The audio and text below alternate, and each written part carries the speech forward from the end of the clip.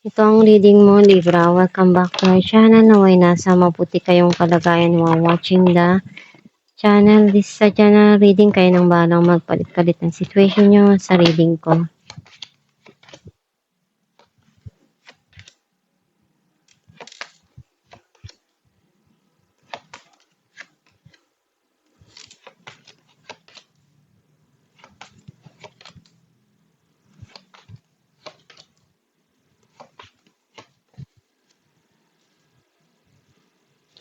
At the bottom of the deck, Four of Swords. I feel like ang nasisense ko na energy mo, nakita ko na andun yung masaya ka ngayon along with your family.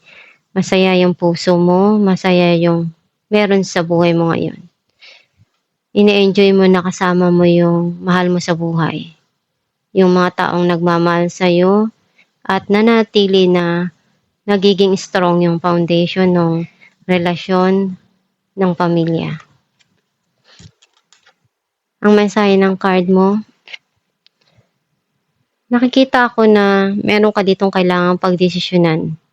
Pag-isipan ng mabuti, gawin ko ano yung makakaya mo na hakbang doon na kailangan sa sitwasyon or kung ano yung mas makakabuti doon sa mga dumarating ngayon sa buhay mo na kailangang bigyan ng solusyon or meron kang gustong gawin na action pero hindi mo alam kung paano mo bibigyan ng tamang solusyon or hindi ka pa handa na gumawa ng action.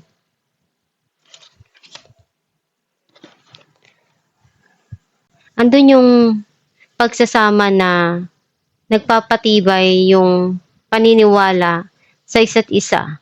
Yung pagmamahala ng bawat isa na pinapakita, binibigay, at pinapangalagaan. Kung ano yung meron sa relasyon at sa bawat isa.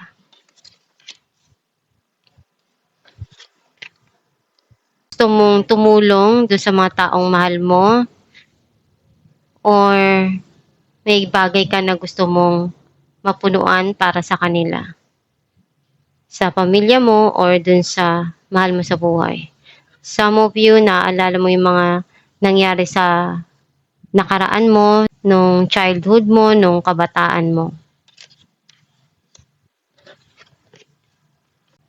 Meron ka ditong gustong i-explain, sabihin, pero hindi mo alam kung paano mo gagawin.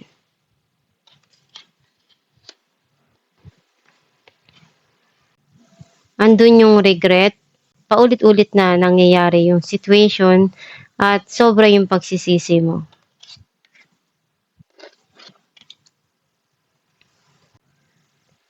May gusto ka ditong ayusin. Pwedeng sa loob ng tahanan or sa pera mo. Gusto mong palaguin or magkakaroon dito ng pag-uusap along sa trabaho or sa pamilya.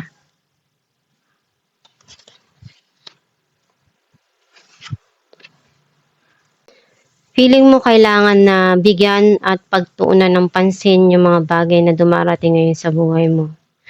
And gagawin mo lahat ng kaya mo dahil gusto mo na pupunuan kung ano yung kaya mo doon sa mga nangyayari ngayon sa buhay mo or doon sa situation.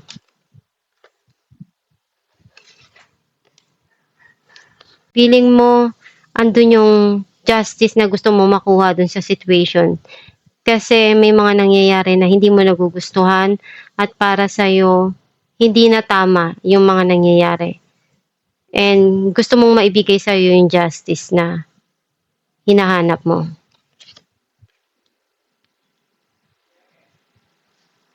Clarify natin ang The Hangman. The Hangman and Eight of Pentacles. Meron kang kailangan dito na gawin na paraan para dun sa trabaho mo, sa karir mo. Kasi feeling mo nai-stuck ka na. Gusto mong gumawa ng hakbang kung ano yung paraan para mapalago mo at mas lalong gumanda yung pasok sa'yo ng financial, ng pera mo. Kasi feeling mo na stagnant ka na dun sa situation na yun at nakukulangan ka. Clarify natin ng Six of Cups. The Empress and Nine of Swords. May mga nangyari sa past na hindi mo makalimutan na andun yung heavy na nararamdaman mo dahil alam mong hindi tama yun para sa'yo. Yung alaala na para sa'yo napakasakit. And nananatili siya na nandun kasi mayroong mga nangyayari ngayon sa buhay mo na nagpapaalala dun sa memories mo sa nakaraan. Clarify natin ang Four of Cups.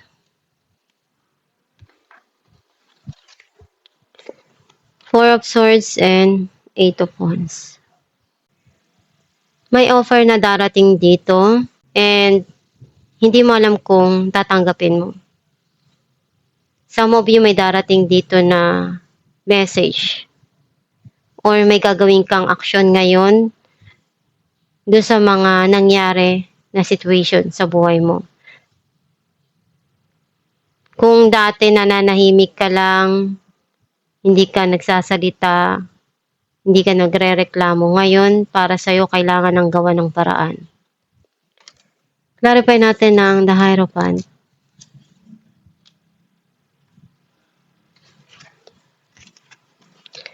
The Sun and Knight of Pentacles. Andun yung pagsusumikap mo kasi alam mo sa sarili mo na isa yun sa nagbibigay ng kaligayahan sa'yo at dun sa pamilya mo, sa mga mahal mo.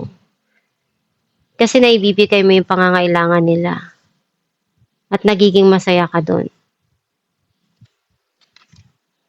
Clarify natin ang the Lovers. Queen of Cups and Page of Pentacles. Pinag-isipan mong mabuti kung ano yung mabuting hakbang na kailangan dun sa situation na to.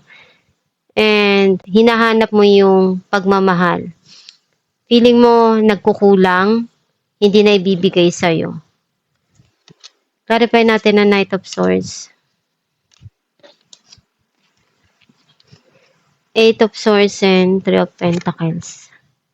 Kung ano yung mga bagay na gumugulo sa isipan mo, unti-unti mong naiaalis yun sa sarili mo. Sa isipan mo, nagagawan mo ng paraan. Ngayon, unti-unti nang nagkakalinaw yung situation o yung mga nangyayari or yung nangyari before. Clarify natin ang Three of Pentacles. The Tower and the Fool. Alam mong may mga nangyari na hindi maganda. Pero alam mo rin na tapos na yun. At ngayon, mas gusto mong bigyan ng panahon yung sarili mo dun sa mga darating para sa'yo. Clarify natin ang Justice. Seven of Cups and Page of Wands. Meron kang gustong makuha dito na Justice, which is darating kasi meron ditong magandang balita na darating para sa'yo. And meron ka rin kailangan dito na bigyan ng tamang desisyon.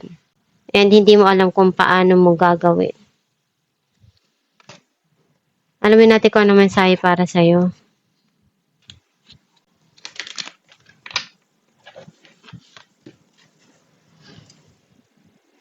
When I merge my desire with faith, I can take action from a place of peace rather than control.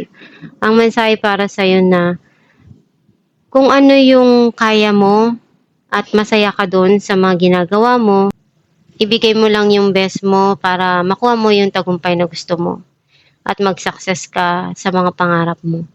Basta isipin mo lang na maniwala ka sa kakayahan mo at magdasal ka lang sa Diyos Ama na tulungan ka, gabayan ka dun sa mga pinagdadaanan mo sa buhay at bigyan ka ng tamang desisyon at idea dun sa mga nangyayari ngayon sa buhay mo. sipagan mo lang at tiyagain mo lang yung mga dumarating sa buhay mo para malagpasan mo. And andyan lang palagi ang Diyos para tulungan ka. And basta alam mo na tama yun at mabuti, ibabalik din yan sa'yo ni universe lahat ng mga kabutihan na ginawa mo. Huwag ka lang mapapagod at susuko. At itong yung reading, Libra, kung nakaresonate ka, kindly comment down below. Thank you for watching.